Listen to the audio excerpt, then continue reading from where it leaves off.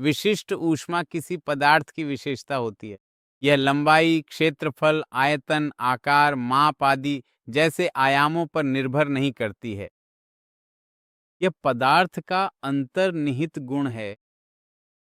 जब द्रव्यमान m वाले किसी पिंड को डेल्टा थीटा तक गर्म किया जाता है, यानी तापमान डेल्टा थीटा से बढ़ता है, तो उस स्थिति में आवश्यक ऊष्मा इस समीकरण से दी जाएगी, ms डेल्टा थीटा।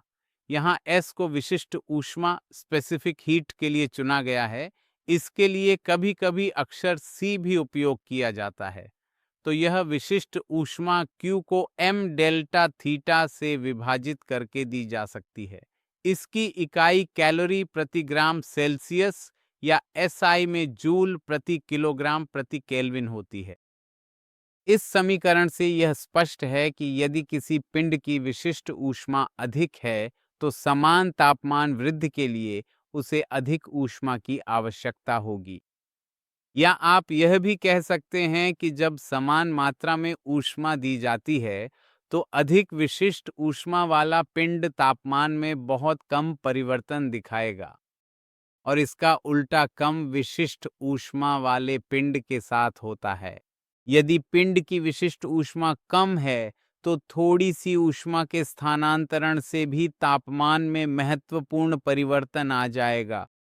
देखिए, डुलोंग पेटिट ने एक नियम प्रस्तुत किया जिसे विशिष्ट ऊष्मा और परमाणु भार के गुणनफल के रूप में जाना जाता है, जिसे डुलोंग पेटिट नियम कहा जाता है।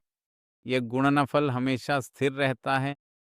यह गुणनफल यह भी दर्शाता है कि यदि परमाणु भार अधिक है, तो विशिष्ट ऊष्मा कम होगी। यदि चयन उच्च परमाणु भार का है, तो विशिष्ट ऊष्मा अपने आप कम हो जाएगी। यदि आप जो प्रक्रिया चुन रहे हैं वह आइसोथर्मल है, थर्मल का अर्थ है तापमान, आइसो का अर्थ है समान, आइसोथर्मल प्रक्रिया का अर्थ है तापमान में कोई परिवर्तन नहीं, और जब डेल्टा थीटा को शून्य लिया जाएगा तो C अनंत हो जाएगा। फिर दूसरी प्रक्रिया एडियाबेटिक प्रक्रिया होगी। एडियाबेटिक प्रक्रिया का अर्थ है कोई ऊष्मा स्थानांतरण नहीं, और यदि ऊष्मा स्थानांतरण नहीं है तो Q को शून्य लिया जाएगा। ऐसे में C शून्य हो जाएगा। तो ये दो चरम स्थितियां हैं। आइसोथर्मल में विशिष्ट ऊष्मा अनंत होगी और एडियाबेटिक प्रक्रिया में यह शून्य होगी।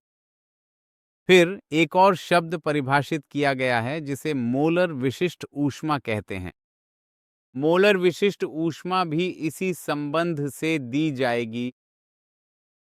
देखिए, ये मोल्स की संख्या होने वाली है। विशिष्ट ऊष्मा को परिभाषित करते समय हम कहेंगे कि किसी पदार्थ के तापमान को 1 डिग्री सेल्सियस बढ़ाने के लिए प्रति इकाई द्रव्यमान आवश्यक ऊष्मा। लेकिन यहाँ मोलर विशिष्ट ऊष्मा को इस प्रकार परिभाषित किया जाएगा कि किसी पदार्थ के 1 मोल का तापमान 1 डिग्री बढ़ाने के लिए आवश्यक ऊष्मा। यह मोलर विशिष्ट ऊष्मा है। इसकी इकाई कैलोरी प्रति मोल केल्विन होगी। ग्राम या किलोग्राम की जगह यहाँ हम मोल का उपयोग करेंगे। फिर यदि विशिष्ट ऊष्मा अधिक होगी, तो आवश्यक ऊष्मा की मात्रा भी अधिक होगी। तापमान बढ़ाने के लिए अधिक ऊष्मा की आवश्यकता होगी। आप देखेंगे कि गैसों में जैसे जटिल गैसें, भाप और CO2, इनकी विशिष्ट ऊष्मा सबसे अधिक होती है। ठोसों में लिथियम की विशिष्ट ऊष्मा अधिकतम होती है। एल्यूमीनियम भी उन तत्वों में से एक है जिनकी विशिष्ट ऊष्मा अधिक होती है।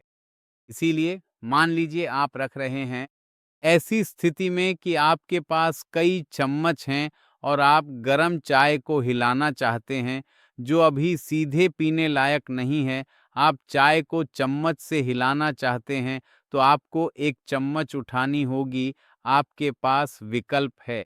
तो ऐसी स्थिति में आपके पास कई चम्मच हैं, तांबा, चांदी, एल्यूमीनियम, सोना, लोहा, लेकिन उस स्थिति में आप एल्यूमीनियम चुनेंगे क्योंकि एल्यूमीनियम की विशिष्ट ऊष्मा सबसे अधिक होती है और उसे गर्म होने के लिए अधिक ऊष्मा की आवश्यकता होती है। वह चाय से अधिक ऊष्मा सोख लेगा और एल्यूमीनियम चम्मच उठाने से चाय जल्दी या आसानी से ठंडी हो जाएगी। तो इस तरह की अवधारणाएं आपके दिमाग में होनी चाहिए। आप देखिए, पानी की विशिष्ट ऊष्मा बहुत अधिक होती है, बहुत अधिक, बल्कि आप कह सकते हैं कि तरल पदार्थों में सबसे अधिक होती है। इसलिए पानी में हमेशा तापमान में बहुत कम परिवर्तन देखने को मिलता है। मान लीजिए सुबह हो गई है, सूरज निकल आया है और सूर्य की किरणें जमीन और पास के तालाब पर पड़ रही हैं। दोनों पास-पास हैं, लेकिन पानी का तापमान धीरे-धीरे बढ़ेगा। अब लगभग दोपहर हो गई है। गर्मियों के महीने में जमीन बहुत गर्म हो गई है, लेकिन चूंकि पानी की विशिष्ट ऊष्मा अधिक होती है, इसीलिए इसे तापमान बढ़ाने के लिए अधिक ऊष्मा की आवश्यकता होगी और इसका तापमान धीरे-धीरे ही बदलेगा। यह अपेक्षाकृत ठंडा रहेगा, जमीन से भी ठंडा। पानी गर्म होने में पीछे रह गया है।